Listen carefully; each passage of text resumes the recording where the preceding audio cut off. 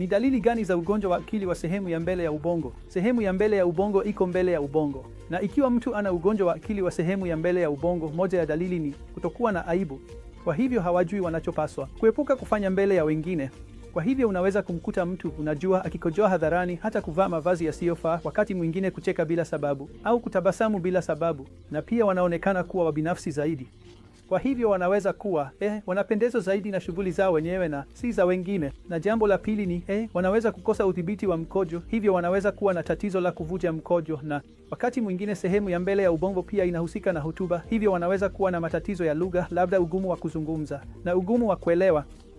Ikiwa utagundua dalili zozote kati ya hizi kwa mwanafamilia wako, tafadhali wasiliana na mtaalamu wa neva, kwa sababu kwa tathmini sahihi, kama vile tuseme uchunguzi wa ubongo na vipimo vingine, tunaweza kufanya utambuzi kamili na kisha matibabu yanaweza kutolewa.